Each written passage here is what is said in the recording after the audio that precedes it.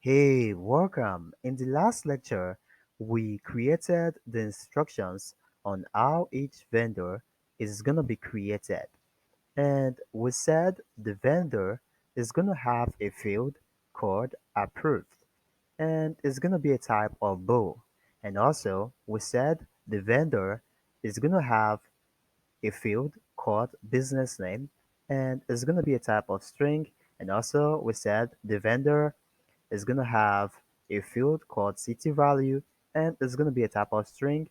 And also, we said the created vendor or the new created vendor is going to have a field called country value, and it is also going to be a type of string, and so on. Great.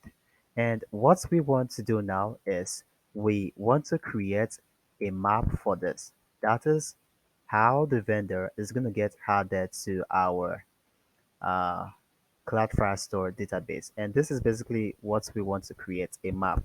And a map is basically something that has a property name and a property value. And you can see we have this approved, we have this business name, we have the city value, the country value, email, phone number, state value, store image, and so on. All this is referred to as the variables or property name. And over here we have this force, mark to store, Hanabam, Algeria, sorry for that pronunciation. And all this are referred to as the property value. Okay.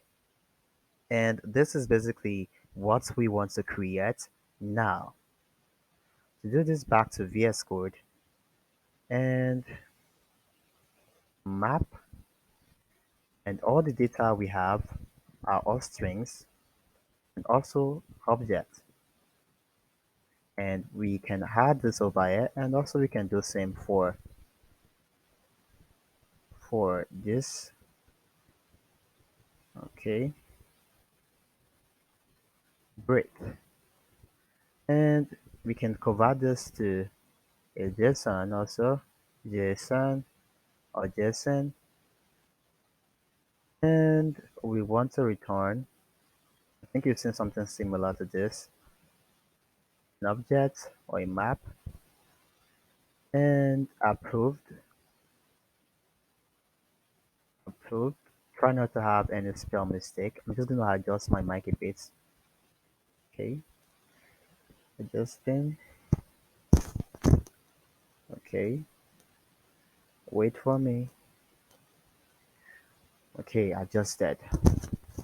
And this is going to be approved.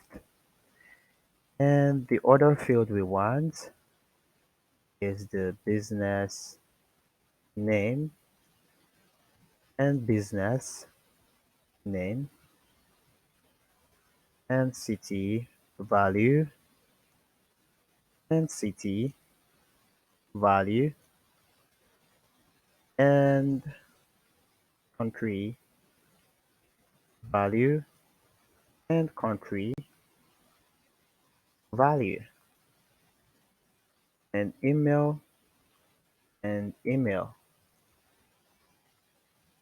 and what phone number and phone number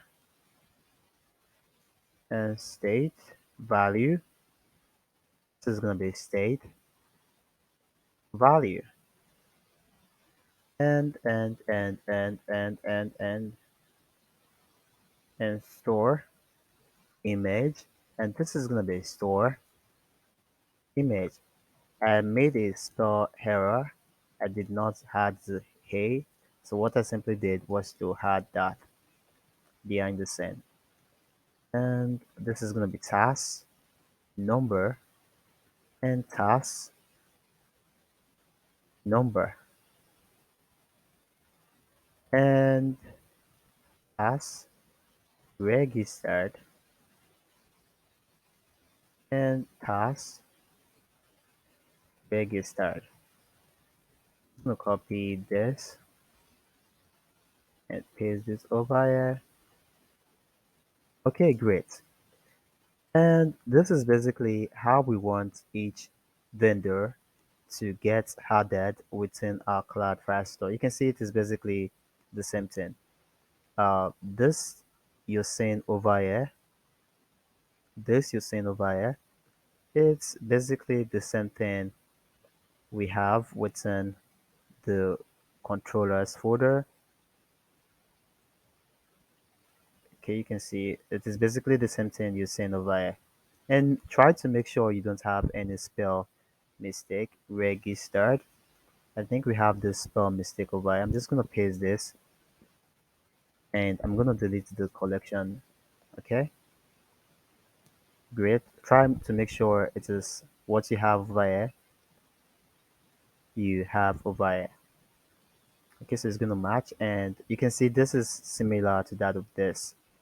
The only difference here is we have the set and it's already know by using the set, it already knows it's gonna be a map and it's gonna be to JSON.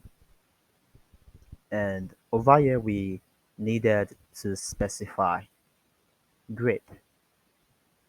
And we're gonna be retrieving the vendor in the next lecture. And this is the way we are still gonna retrieve it as a map. And hopefully you understand all this, but if you still don't understand, it is fine. As the process goes, you're gonna understand how everything works. And first of all, what we simply did was to create all the fields we need. Was to create all the fields we need. And in order to pass it on, in order to call this vendor user model, and sorry, and what we simply did is whenever we call this vendor user model class, we want to pass in all the values to these fields. And also what we did was to make it required. So whenever we call this class, it will be a must for us to pass in the the value. Okay, sounds good.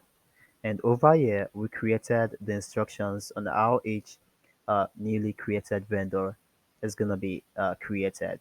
We said the vendor is going to have a field and it's going to be a type of bool. And the name of that field is going to be called approved and it's going to have a field called business name.